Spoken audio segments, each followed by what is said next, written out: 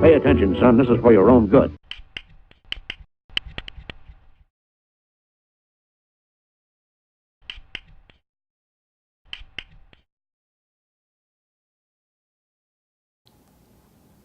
The South LA neighborhood of Watts has had a lingering bad reputation as ground zero for burning, looting, riots ever since 1965, but another notorious association has been all but forgotten. Watts was also the childhood home of an infamous traitor during World War II. The name Americans knew her by was Tokyo Rose.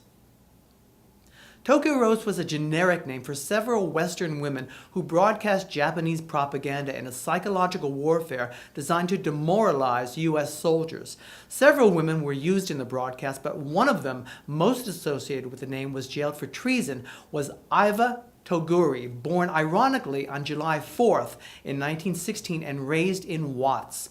Her given name was Ikoku, but friends called her Iva. Her father's farm stood where Will Rogers Park is now, and she attended Compton High School and UCLA.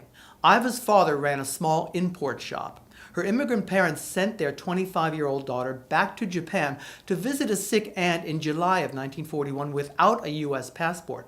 When the Japanese bombed Pearl Harbor 5 months later, war broke out and Iva couldn't return. Unbeknownst to her, her family was relocated to an internment camp in Arizona where her mother died.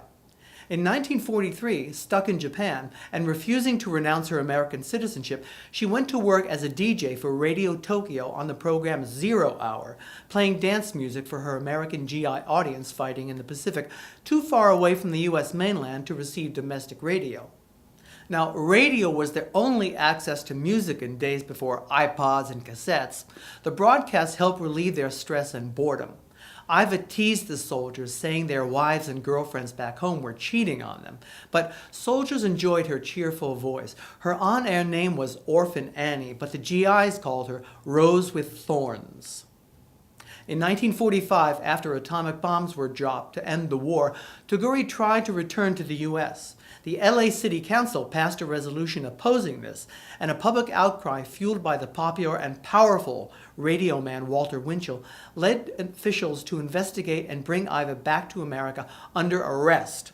On trial at age 33, she was convicted of treason, stripped of her citizenship, and sentenced to 10 years in prison. Toguri was released in 1956 after serving 6 years in prison. Her radio days were over. Officials tried to deport her to Japan, which Toguri successfully fought. In time, public opinion softened on Iva, seeing her as a girl caught in a bad wartime situation.